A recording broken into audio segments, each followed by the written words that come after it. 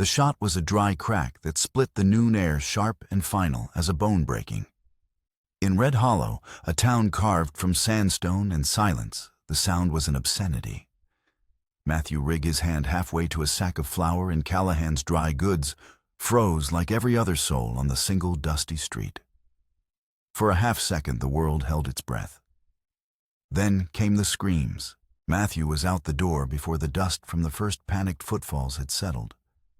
The Red Hollow Bank, a squat brick building that prided itself on never having been robbed, was vomiting people onto the street. Men in shirt sleeves stumbled backward, women clutched their children, and a cloud of gun smoke billowed from the doorway, like a foul spirit. He was in town for timber nails and flour, a trip he made only when the loneliness of his ranch on Blue Hollow Ridge became a physical weight. Now he was caught in a storm of chaos he hadn't seen since the war. 3 men, their faces hidden by grimy bandanas, burst from the bank. 2 clutched heavy canvas bags. The third brandished a pistol, waving it wildly to clear a path to their waiting horses. "Get back, all of you." The gunman snarled, his voice a ragged tear in the fabric of the afternoon. Matthew instinctively pushed a young mother and her son behind a water trough, his body shielding them. His gaze was fixed, analytical. He noted the cheap boots, the nervous way the gunman's eyes darted everywhere at once. These weren't professionals. They were desperate men, and desperate men were unpredictable. It was then he saw her. She was standing near the alley beside the blacksmith's, a ghost in the swirling dust. Tall, unnervingly so for a girl her age, with a long dark braid that hung down her back like a rope. Her dress was faded and too small, her bare shoulders hunched, not in fear, but in a state of deep, unnatural stillness. He'd heard the talk. The county orphanage had finally turned her out, said she was too much. Now she was just there, unclaimed, unseen by the panicked crowd. One of the robbers, the one clutching 2 bags, tripped over a loose hitching post. He sprawled forward, the bags spilling open to reveal stacks of paper money. As he scrambled to gather them, Sheriff Alden appeared at the far end of the street, his own pistol drawn. "Drop it," Alden's voice boomed, steady and sure. The gunman spun, firing a wild shot that splintered the sign above the general store. The sheriff returned fire. The shot was clean. The robber clutching the bags cried out a choked, wet sound and collapsed. In his fall, his hand flew open, and a small silver object spun through the air, glinting in the harsh sunlight before landing in the dust near the alleyway. It was a locket. An old tarnished silver locket on a delicate chain. The other 2 robbers didn't hesitate. They scooped up what money they could, vaulted onto their horses, and spurred them out of town, leaving a trail of scattered bills and the body of their companion behind. The street descended into a new kind of chaos, a hushed, morbid curiosity. People edged forward. But the tall girl, June, didn't move toward the body or the money. Her eyes, the color of ash, were fixed on the locket. Matthew watched her, a strange feeling twisting in his gut. While everyone else was staring at the drama of death and escape, she was focused on that one small, lost thing. Her face, usually a mask of quiet indifference, was etched with a desperate, raw recognition. She took a hesitant step forward, then another, moving with a slow grace that seemed out of place in the frantic aftermath. A townsman, old Mr. Goodwin, nearly stepped on the locket in his rush to get a better look at the fallen robber. "Watch it." June's voice was low, but carried a surprising weight, cutting through the murmurs. Goodwin glanced down, grunted, and sidestepped it without a second thought. June knelt. Her long, calloused fingers' hands, too big for a girl her age, reached out and gently closed around the locket. She brought it to her chest, clutching it in her fist, as if it were a living, breathing heart. As she stood, her eyes met Matthew's from across the street. There was no fear in them, no shock from the violence she'd just witnessed. There was only a profound, soul-deep sorrow, a look he recognized because he saw it in his own reflection every morning. It was the look of someone who had just found the only piece of themselves they thought was lost forever. She turned and melted back into the shadows of the alley, the silver locket hidden in her hand, leaving Matthew standing in the sunlight with the ghost of his own grief and a sudden, inexplicable feeling that he had just witnessed something far more important than a bank robbery. The silence in Matthew Riggs' cabin was a presence, a thick, heavy blanket woven from loss. For 3 years since the winter that took his wife Ada and the child she carried, the silence had been his only constant companion. It lived in the cold ashes of the hearth, in the untouched second chair at the dinner table, in the empty spaces on the walls where her laughter used to hang. His ranch, nestled against the protective curve of Blue Hollow Ridge, was a place of orderly work and profound emptiness. He mended fences, tended his small herd of goats, and chopped wood with a methodical rhythm that kept his hands busy and his mind from wandering back to the soft scent of her hair or the way she hummed when she kneaded bread. He was a man hollowed out, living a life of routine because routine was all that was left. The trip to Red Hollow had been a necessary evil, a brief foray into a world of noise and people that only sharpened the edges of his solitude. Now back in the quiet of his cabin, as evening bled across the sky, the memory of the robbery was already fading. What remained sharp and persistent was the image of the tall girl, June. He'd seen her before, of course. The town had whispered about the strange orphan for years, the one who grew too tall too fast, who never cried after the fire that claimed her parents, who moved through the world like a shadow. They said she made people uncomfortable, that her silence felt like a judgment. He had never paid the gossip much mind. Grief had a way of making you silent, and he understood that better than most. But seeing her today, in the midst of chaos, clutching that locket with a desperate reverence, it had stirred something in him. It was the look in her ash-gray eyes, a reflection of the same deep ache that resided in his own chest. Later that evening, a cold wind rolled down from the cliffs, moaning through the cedars that guarded his property. It was a lonely sound, the kind that made a small cabin feel like the last outpost in a forgotten world. He couldn't settle. He stoked the fire, checked the latches on the barn, and stood on his porch staring into the impenetrable darkness. He imagined her out there somewhere, turned out of the only home she'd known, with nothing but a threadbare bag and a stolen piece of her past. The thought was a burr under his skin, an irritation he couldn't ignore. Ada would have hated it. She was the one who left food out for stray dogs, the one who would have marched into that orphanage and demanded answers. Ada had a fire in her that could warm a whole winter. His own fire had long since burned down to embers. But tonight a single spark flickered. He didn't make a conscious decision. He simply found himself pulling on his boots, grabbing a lantern, and heading back down the trail to Red Hollow. He told himself it was foolish that she was none of his concern. But his feet kept moving. He found her where he expected to, on the stone steps of the small chapel huddled against the door to block the wind. A stray mutt with a torn ear and ribs showing under matted fur was curled at her feet, and she had one hand resting on its back. She wasn't sleeping. Her eyes were open, staring out at the darkened street, and in the faint moonlight, he could see she was holding the silver locket, turning it over and over in her fingers. He stopped a few yards away, the lantern light dancing on her still face. The dog lifted its head and issued a low growl. "Easy there." Matthew said, his voice softer than he intended. June looked up, her expression unreadable. She didn't seem surprised to see him, as if a grieving rancher appearing in the middle of the night was just one more strange turn in a life full of them. She slowly closed her hand around the locket, hiding it from view. "You eat?" Matthew asked the words, feeling clumsy and inadequate. She shook her head once. "You hungry?" She hesitated for a long moment, her gaze dropping from his face to the ground and back again. Then a slow, almost imperceptible nod. He didn't offer platitudes or ask questions he had no right to. He just motioned with his head toward the trail leading out of town. "Come on, then." She rose with that same deliberate grace he'd seen earlier, her tall frame unfolding from the steps. The dog got to its feet, sticking close to her side. She didn't say a word, just fell into step behind him, a silent shadow in the lantern's glow. As they walked away from the sleeping town and toward the solitude of Blue Hollow Ridge, Matthew Rigg felt the heavy blanket of silence in his life shift just slightly to make room for another person.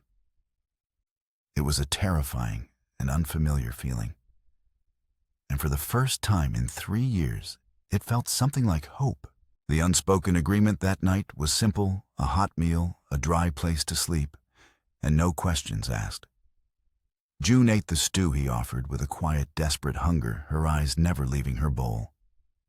She moved as if she were a guest in a world that wasn't hers, careful not to scrape the chair on the floor, placing her spoon down without a sound. When Matthew pointed to the loft, she simply nodded and climbed the ladder, the stray dog, which she'd apparently named Holler, padding silently behind her. Matthew sat by the fire long after the soft creak of the loft boards fell silent. He hadn't brought her here with a plan. It was a single-night solution to a problem he couldn't ignore. But as the embers burned low, he found himself listening to the sound of another person breathing under his roof. It was a sound he thought he'd never hear again, and it settled something deep inside his bones. The next morning, he awoke to the rhythmic thud of an axe splitting wood. June was already outside, her sleeves rolled up methodically, working her way through a pile of cedar logs. She swung the axe with a clean, powerful motion, not with speed, but with an unyielding persistence that spoke of a life spent working.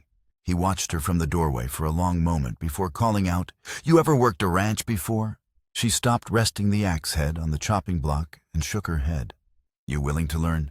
She wiped a sheen of sweat from her brow with the back of her hand and met his gaze. Her eyes were clear and direct. "Yes, sir." "Then don't call me sir, it's Matthew." A flicker of something uncertainty, maybe even surprise, crossed her face. "Yes, Matthew." And with that, the one-night arrangement bled into a second day, then a third, then a week. A new routine began to form, weaving itself around the old one. June was an unnervingly quick study. She learned to mend fences, milk the goats, and haul water without complaint. She worked from sunrise to sunset, never needing to be told what to do, anticipating chores with an intuition that bordered on eerie. She moved through his life with the same quiet efficiency she applied to her work, taking up as little space as possible. But her presence filled the cabin. She brought not noise, but a gentle energy that pushed back against the suffocating silence. He started cooking for two again.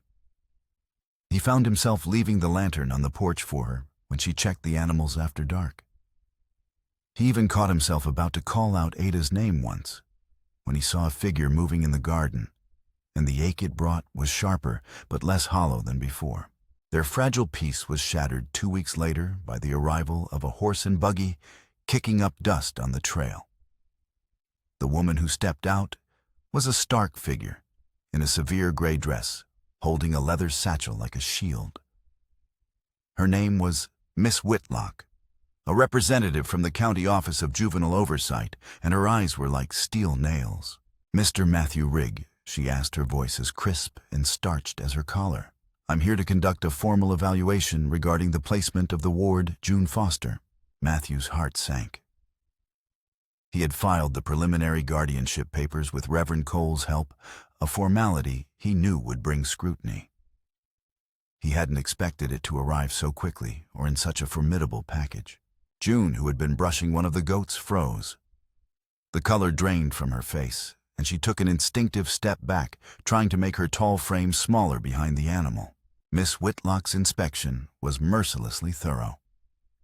She walked the property with quick, judgmental steps, her pen scratching against her clipboard.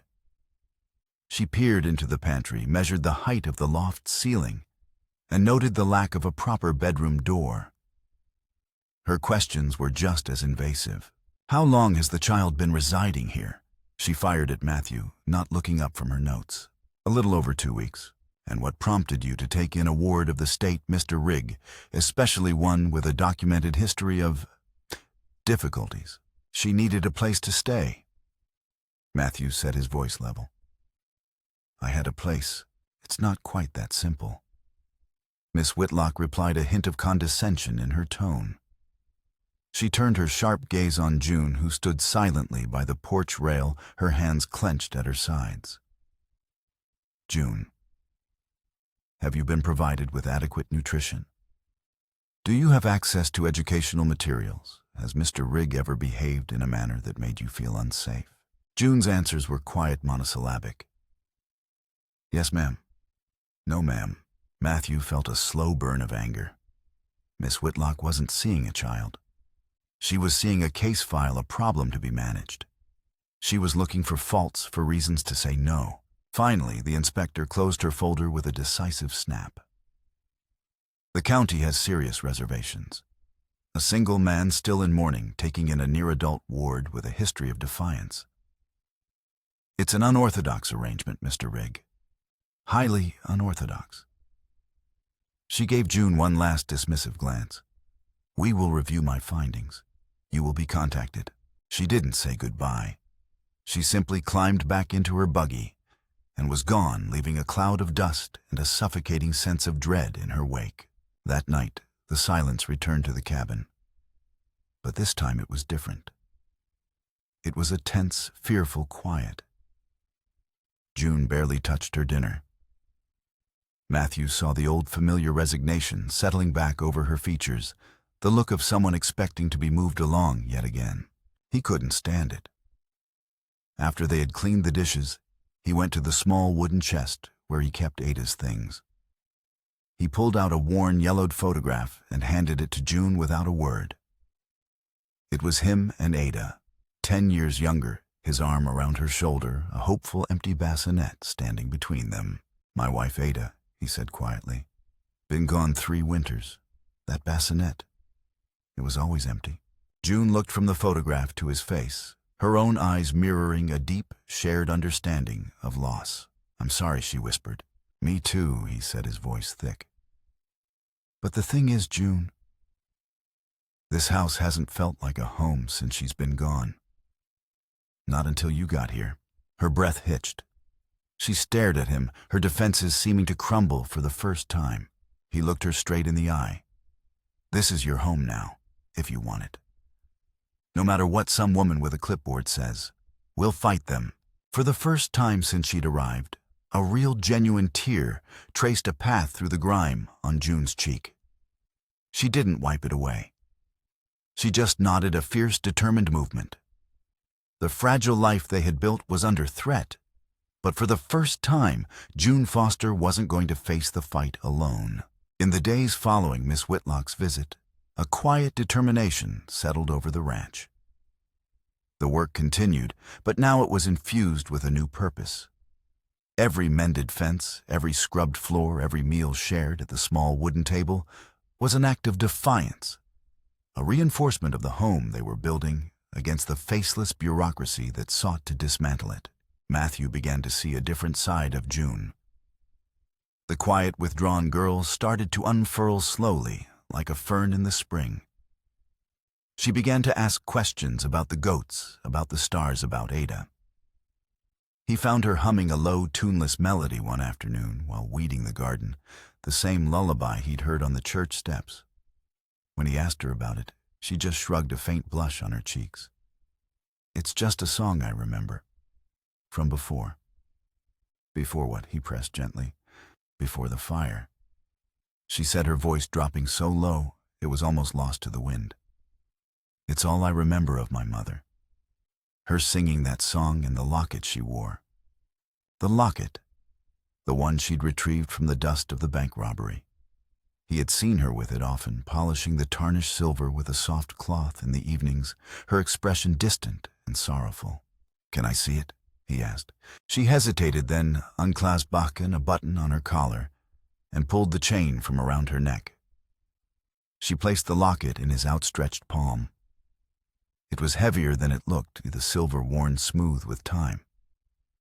A simple, elegant floral pattern was etched onto the front. He carefully pried it open. Inside one side was empty, a dark velvet-lined hollow where a portrait should have been. The other side held a tiny, intricate engraving. It wasn't a name or a date, but a maker's mark, a stylized bird in flight over a mountain peak. I've never seen a mark like that around here. Matthew murmured, tracing the design with his thumb. It belonged to my mother. June said, her voice filled with a certainty that went beyond memory. I know it did. When that man dropped it, it was like seeing a ghost. A seed of an idea took root in Matthew's mind. The locket wasn't just a keepsake. It was a clue, a tangible link to the past she couldn't remember. If he could help her find its origin, perhaps he could give her back a piece of her own story, something the county could never take away. Their investigation began in Red Hollow. Mr. Henderson, the town's elderly jeweler, squinted at the maker's mark through his loupe, his brow furrowed. No, sir, not from these parts. This is fine work. Detailed. The clasp, the hinge, this came from a city artisan. Maybe Dawson Ridge. They have a few proper silversmiths there. Dawson Ridge. The name landed like a stone in the quiet air between them. It was the county seat, the source of their troubles, the home of the orphanage that had cast June out. And as they would soon learn, the seat of power for one Judge Haraman. Their next stop was the county records office, a dusty, neglected room in the back of the Red Hollow courthouse. After 2 days of poring over brittle yellowed ledgers of business licenses and artisan registrations, June found it. Her fingers, smudged with ink, traced a line in a registry from 20 years prior.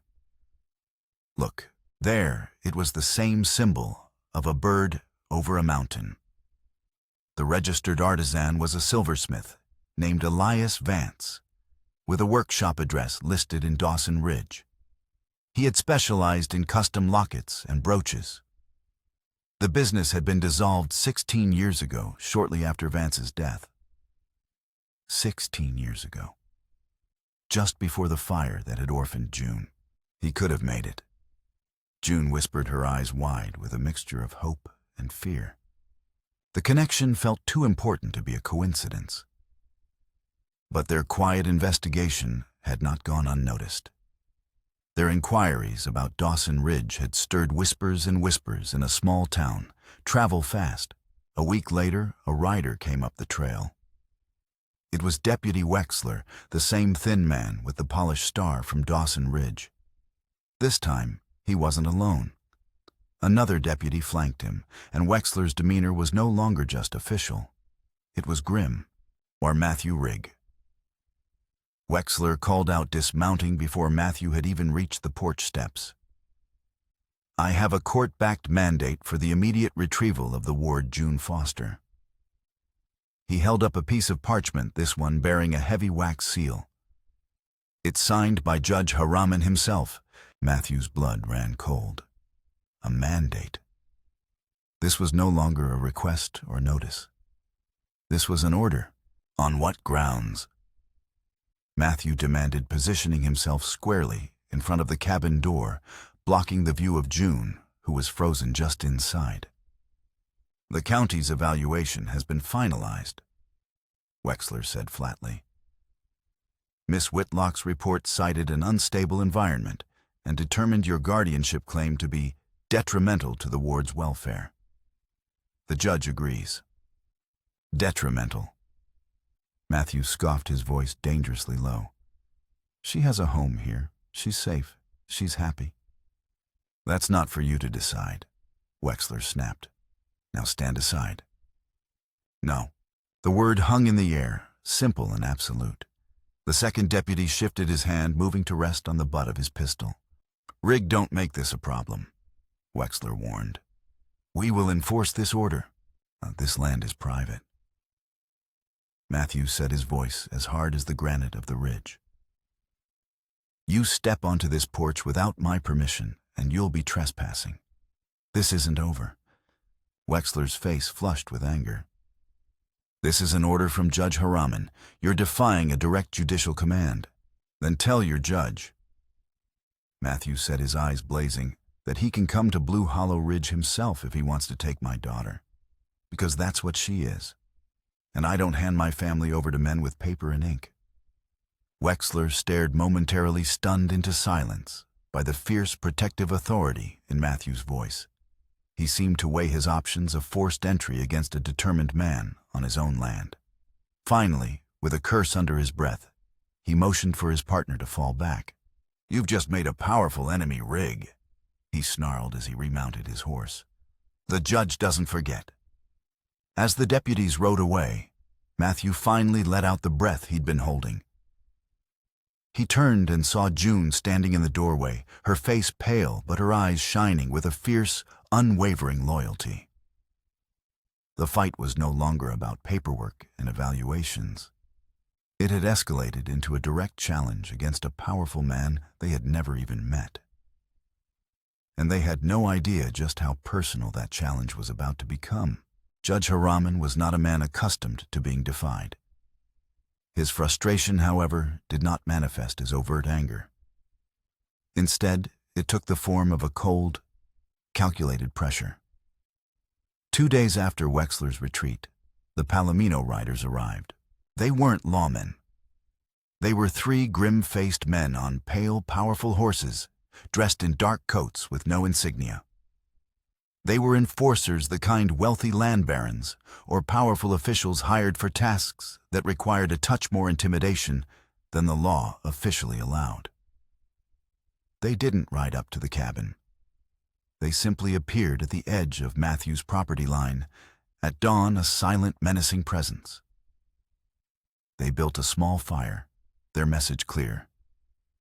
"We are here, and we are not leaving." Matthew saw them from the loft window, his stomach tightening into a cold knot. This was a siege. Haraman was trying to wear them down, to suffocate them with fear. "Who are they?" June asked, her voice a strained whisper as she stood beside him. "Men the judge pays to get what he wants," Matthew answered, his hand resting on the old rifle he'd leaned against the wall. For 2 days, the standoff held. The riders remained at the property line, watching, waiting. Matthew and June went about their chores under their constant, unnerving gaze. The simple act of drawing water from the well became an exercise in defiance. In town, Reverend Cole tried to reason with Sheriff Alden, but the sheriff's hands were tied. "It's the judge's jurisdiction," he'd said, his face grim. "Those men are private surveyors, according to the official report. There's nothing I can do." On the 3rd morning, Matthew decided he'd had enough. Leaving June in the cabin with Holler and strict instructions to bolt the door, he walked out to meet them, unarmed. The lead rider, a man with a long, jagged scar bisecting his left eyebrow, met him at the fence. "You're making this difficult, Rig," the man said, his voice a low, gravelly rumble. "She's not leaving," Matthew replied, his voice calm and steady. The man, whose name was Coltrane, spat a stream of tobacco juice into the dust. "The judge is a patient man, but his patience has limits. He wants the girl. Says it's a matter of her protection." "Protection from what? A warm bed and 3 meals a day?" Coltrane's eyes narrowed. He leaned forward, his voice dropping conspiratorially. "Look, old man, I'm just doing a job. But a word of advice. This isn't about some runaway orphan. This is personal for the judge." He knew the girl's mother, Sarah. Knew her well. Matthew froze. The name hit him like a physical blow. Sarah. He hadn't heard June's mother's name since he'd briefly skimmed the faded fire report years ago. How would this man know it? Why would the judge care? Seeing the shock on Matthew's face, a younger rider beside Coltrane smirked. "Yeah, knew her real well. Used to say she had a voice like a songbird. Said it was a shame she threw her life away on some dirt-poor farmer when she could have had, well, more." The pieces clicked into place with sickening clarity. The obsession, the escalation, the name Sarah spoken with such familiarity. This wasn't about the law. This wasn't about a ward of the state. This was a vendetta. Judge Haraman hadn't just known June's mother. He had wanted her. And now he wanted the last piece of her that remained. The fight had changed. Matthew was no longer battling a faceless system. He was facing the ghost of a dead man's obsession, a powerful hidden enemy who saw June not as a person, but as a prize to be claimed. He turned without another word and walked back to the cabin, the rider's smug chuckles following him. He now understood the true nature of the enemy they faced. Harriman wasn't just enforcing the law. He was trying to rewrite history to possess in the daughter what he had lost in the mother. And a man driven by that kind of deep personal hunger would never ever give up. Understanding the personal nature of Harriman's vendetta changed everything. It was no longer a fight Matthew could win with stubbornness alone. The judge wasn't just powerful, he was cunning. Having failed to intimidate them with the Palomino riders who retreated as silently as they had come, Harriman changed his tactics. He decided to turn Matthew's greatest strength, his community, against him. A week later, Judge Harriman himself arrived in Red Hollow. He didn't come in a dusty carriage with armed deputies. He arrived in a polished black coach dressed in a tailored suit, his silver hair gleaming. He was the very picture of civility and authority. He didn't ride up to the ridge. Instead, he requested a town meeting at the chapel, framing it as an open forum to clarify the county's position and ensure the welfare of a vulnerable child. The town gathered, their curiosity piqued.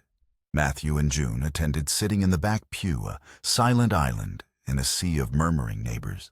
Harriman stood at the pulpit, not with fire and brimstone, but with a calm, paternalistic charm. He spoke of the law not as a weapon, but as a shield designed to protect the innocent.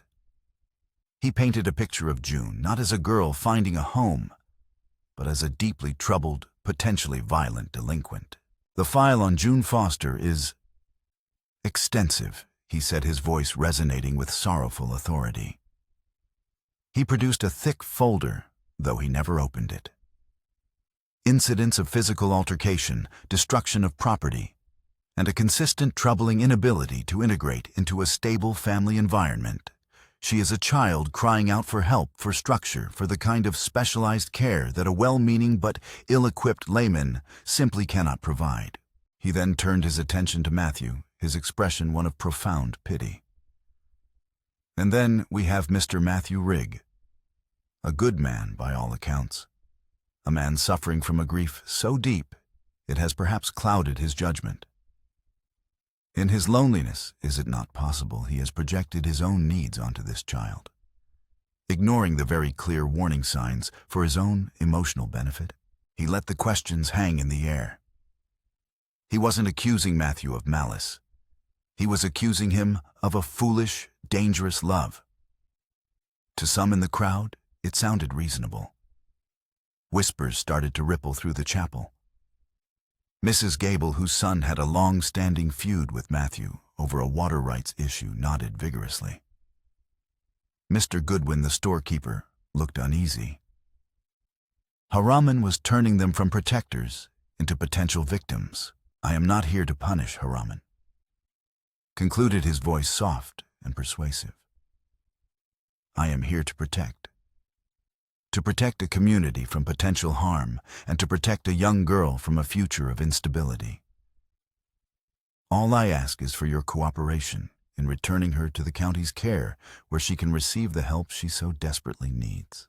When he finished, a tense silence filled the chapel. He had masterfully twisted the narrative. Matthew was no longer a savior. He was a reckless, grieving man. June was no longer an orphan finding a family.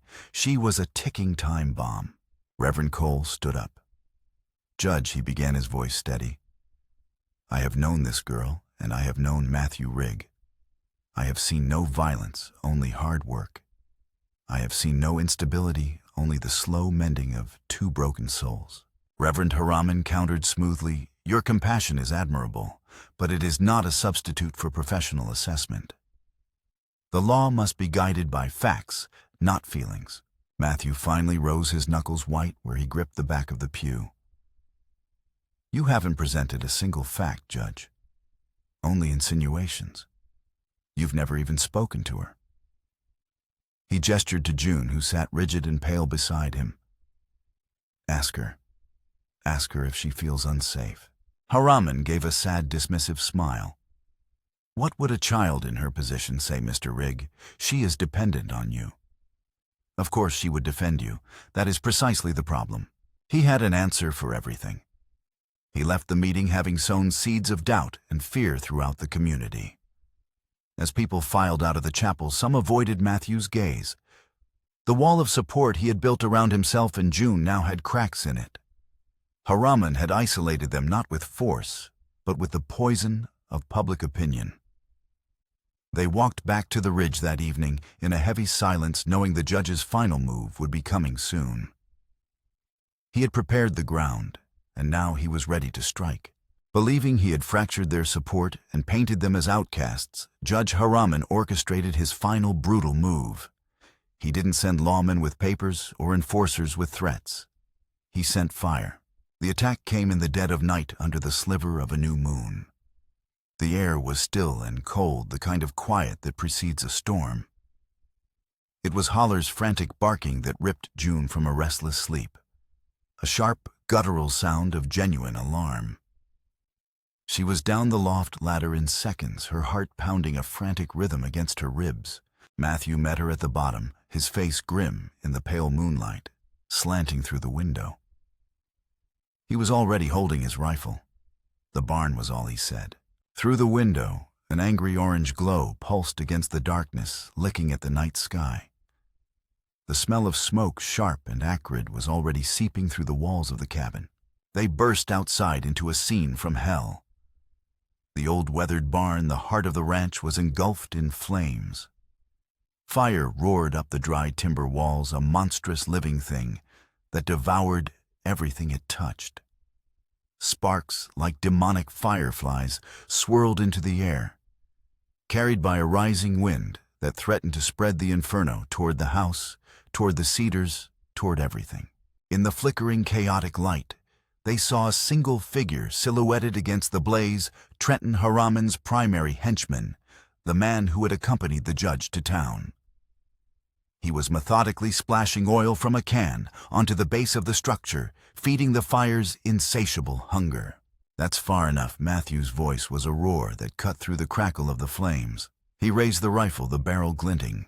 Trenton spun around his face, a mask of surprise that quickly twisted into a cruel sneer. "The judge sends his regards, Rigg. He said you needed to be taught that some things are just not yours to keep." Suddenly, a new sound pierced the night, a desperate, terrified yelp from inside the burning barn. Holler June screamed. The dog, who must have been sleeping on his usual bed of hay just inside the door, was trapped.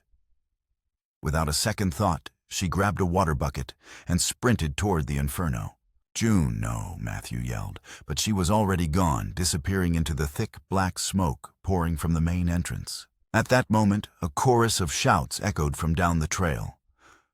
Lanterns bobbed in the darkness. The town had come. Awakened by the glow in the sky, Reverend Cole Terrence, the blacksmith, Mrs. Callahan, and a dozen others were running up the path, carrying buckets, axes, and blankets. Haraman had underestimated Red Hollow. He had sown doubt, but he hadn't broken their loyalty. Matthew's focus was split. The town was coming to help, but June was inside the burning structure. He plunged in after her, the heat so intense it felt like it was peeling the skin from his face. Smoke clawed at his lungs. Inside it was a vortex of flame and shadow. Timbers groaned overhead, threatening to collapse. He saw June near a collapsed stall, coughing, her eyes streaming, trying to free Holler, whose leg was pinned beneath a fallen beam. At the same time, he saw Trenton trapped near the back wall by a curtain of fire, his sneer replaced by wide-eyed panic. As Matthew reached June and started heaving at the heavy beam, a massive rafter overhead burned through at its core, splintered with a deafening crack.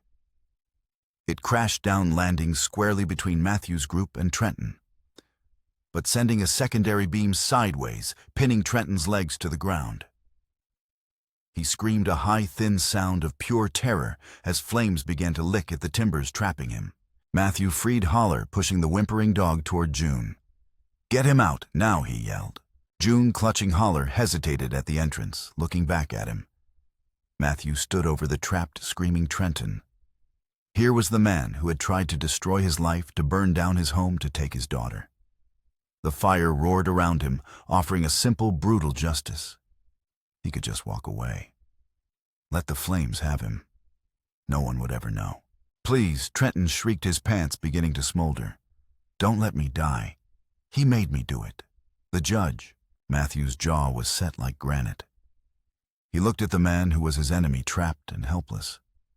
Saving him meant risking his own life for someone who deserved nothing. Why? Matthew bellowed over the roar of the fire. Why is he so obsessed? Trenton's terror had stripped him of all pretense. The truth, ugly and raw, came spilling out in a torrent of choked sobs and frantic words. It wasn't just about wanting her mother. It's the guilt, the fire. The first one. The one that killed her parents. He gasped for air. His eyes wild with a confession, 16 years in the making. He said it. Haraman said it himself. The world seemed to stop. The roar of the flames faded to a dull hum in Matthew's ears. He was drunk in a jealous rage over Sarah choosing her husband. Trenton gasped, the words tumbling out. He just meant to scare them, to burn their shed as a warning. He never meant for the house to catch, never meant for anyone to die. Her death has haunted him, driven him mad all these years. He thinks by possessing the girl he can somehow atone for killing the mother. It's a penance. A twisted, sick penance. The confession, a secondary twist of unimaginable horror, hung in the suffocating air. Haraman wasn't a spurned lover seeking revenge. He was a murderer, haunted by his crime, seeking a monstrous form of redemption. Letting Trenton die now meant letting that truth die with him.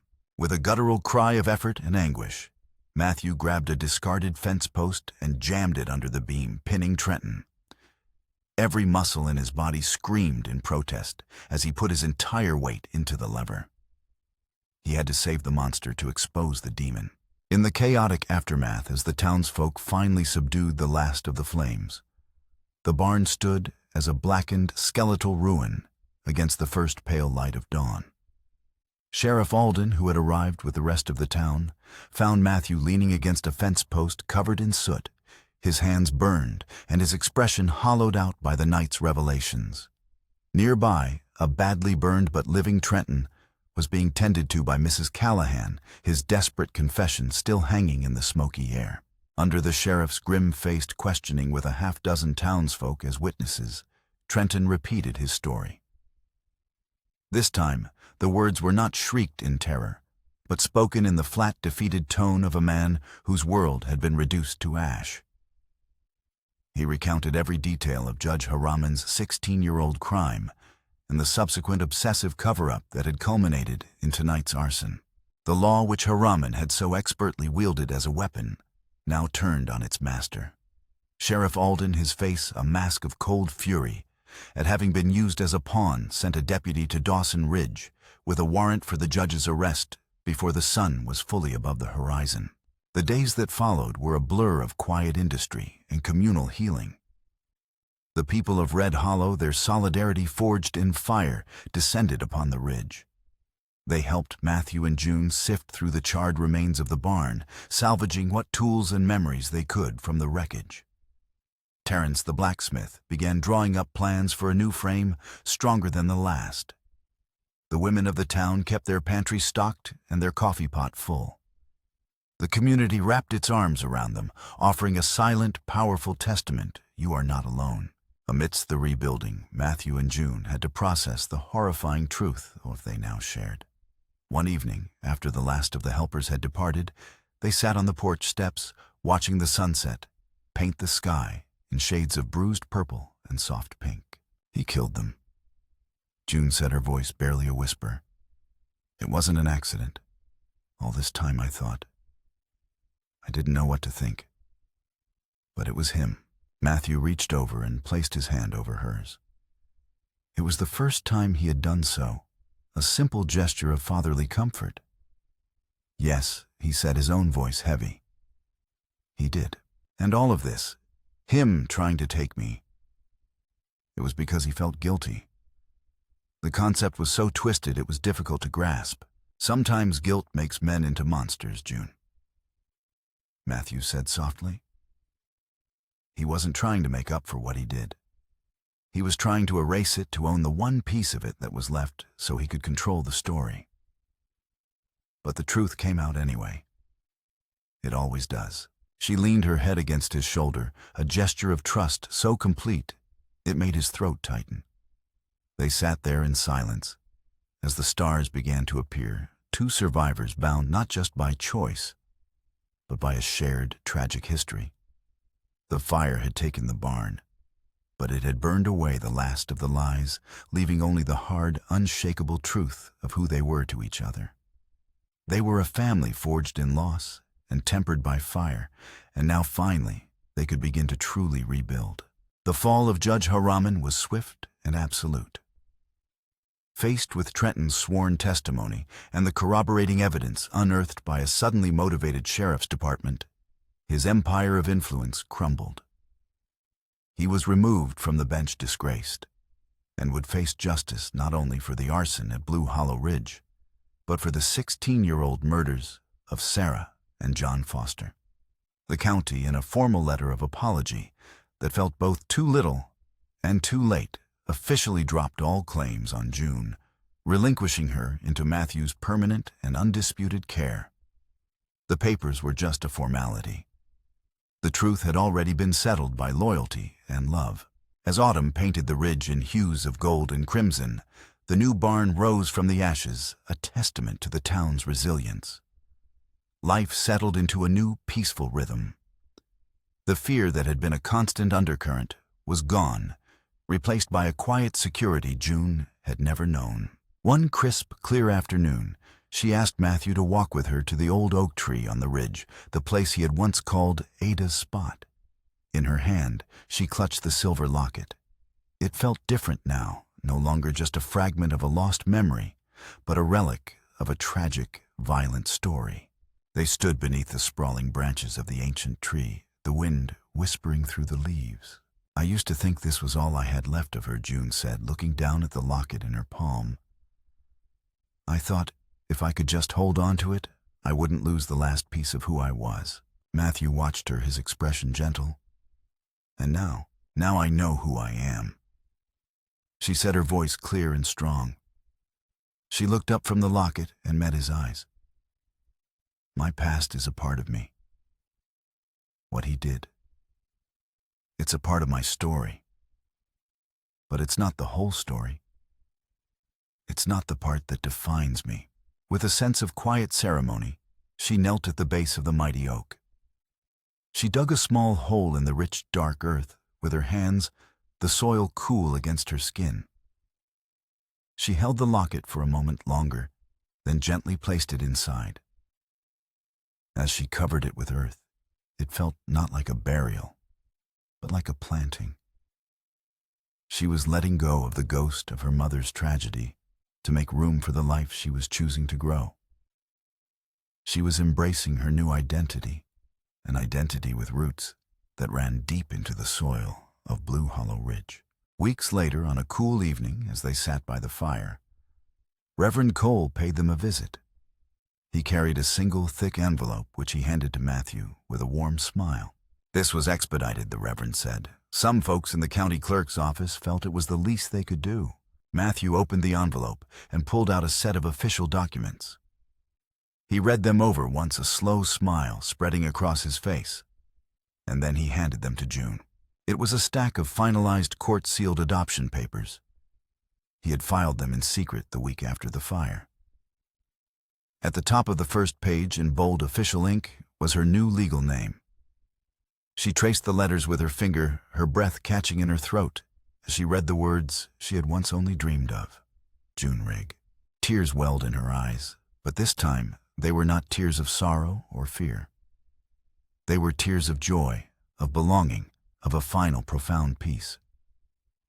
She looked up at the man who had seen her when no one else had, the broken rancher who had found in her a reason to be a father.